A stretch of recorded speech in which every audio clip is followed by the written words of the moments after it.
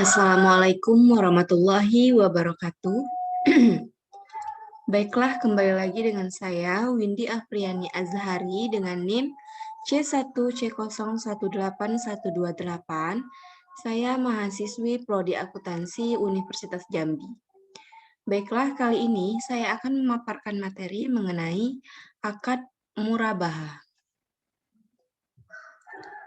Adapun materi-materi yang akan saya bahas nanti, yang pertama, pengertian akad murabahah, jenis-jenis akad murabahah, dasar syariah akad murabahah, perlakuan akuntansi akad murabahah atau PSAK 102, dan yang terakhir yaitu ilustrasi kasus akad murabahah. Kita masuki yang pertama, yaitu pengertian akad murabahah. Pengertian akad murabahah. Murabahah adalah transaksi penjualan barang dengan menyatakan harga perolehan dan keuntungan atau margin yang disepakati oleh penjual dan pembeli.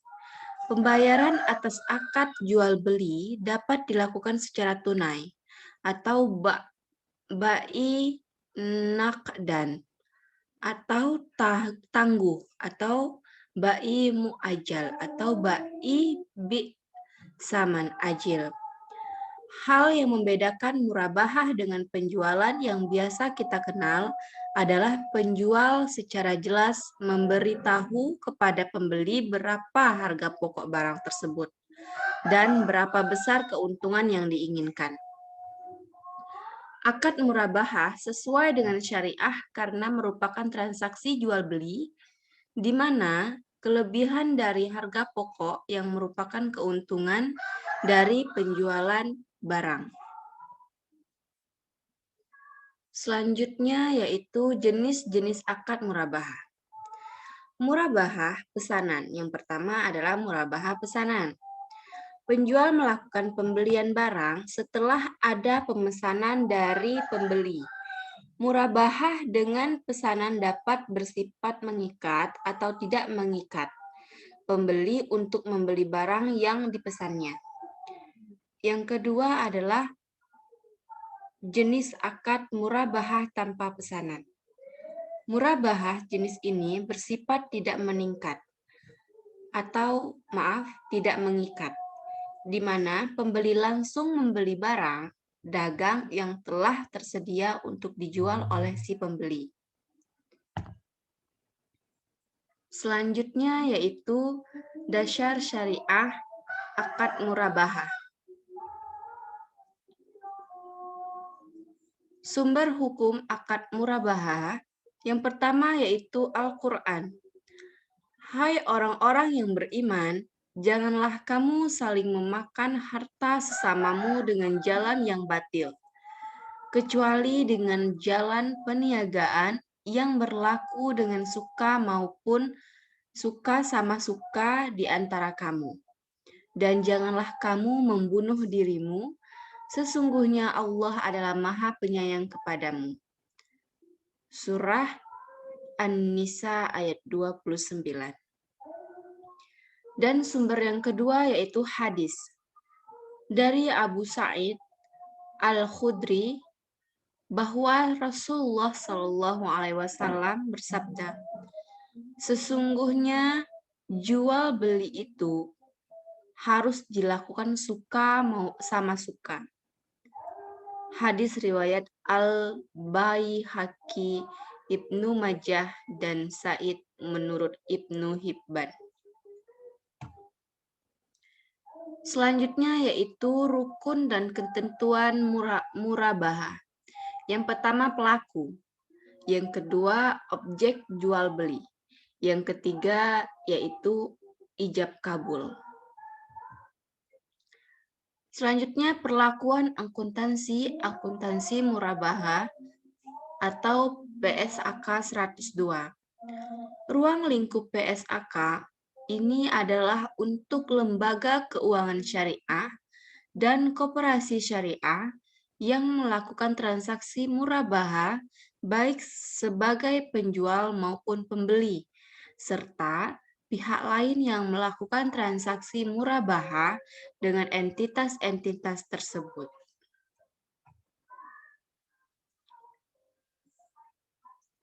Selanjutnya, akuntansi untuk penjual. Yang pertama, pada saat perolehan aset murabaha diakui sebagai persediaan sebesar biaya perolehan. Yang kedua, untuk murabaha pesanan mengikat, pengukuran setelah perolehan adalah dinilai sebesar biaya perolehan. Yang ketiga, diskon pembelian aset murabaha. Yang keempat, kewajiban penjual kepada pembeli atas pengembalian diskon tersebut akan tereliminasi. Yang kelima, penjualan aset murabaha. Yang keenam, pengakuan pendapatan margin murabaha. Yang ketujuh, penyisihan piutang tak tertagih. Yang kedelapan, pelunasan piutang lebih cepat. Yang kesembilan, penyajian. Dan yang terakhir yaitu pengungkapan.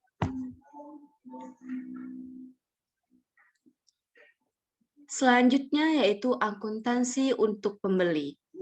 Yang pertama, aset yang diperoleh melalui transaksi murabaha diakui sebesar biaya perolehan tunai. Yang kedua, beban murabaha tangguhan diamortisasi secara proporsional dengan porsi utang murabaha yang dilunasi. Yang ketiga, diskon pembelian yang diterima setelah akad murabaha diakui sebagai pengurangan beban murabaha tangguhan. Yang keempat, potongan pelunasan dan potongan utang murabaha diakui sebagai pengurang beban murabaha tangguhan. Yang kelima, denda yang dikenakan akibat kelalaian dalam melakukan kewajiban sesuai dengan akad yang diakui sebagai kerugian. 6. Uang muka. Yang ketujuh, jika pembeli membatalkan transaksi yang dikenakan biaya maka diakui sebagai kerugian. Yang kedelapan adalah penyajian dan yang terakhir yaitu pengungkapan. Nah, materi yang terakhir yaitu ilustrasi kasus akad murabaha. Jarwo membeli motor Kawasaki Z1000 dengan harga 200 juta. Dan ketika menawarkan mobilnya, ia mengatakan, "Saya jual motor ini dengan harga 250 juta. Saya mengambil untung 50 juta." Pembeli dimungkinkan untuk melakukan tawar-menawar dengan penjual atas besarnya keuntungan yang diinginkannya, sehingga diperoleh besarnya keuntungan yang disepakati pembeli dan penjual. Besarnya keuntungan harus jelas.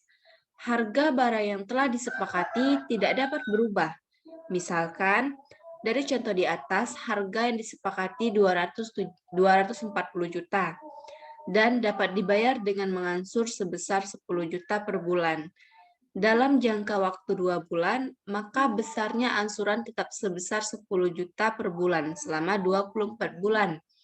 Walaupun harga motor Kawasaki Z1000 sudah meningkat atau tingkat bunga pasar meningkat. Baiklah, sekian pemaparan materi dari saya. Apabila terdapat kesalahan, saya mohon maaf. Saya akhiri. Wassalamualaikum warahmatullahi wabarakatuh.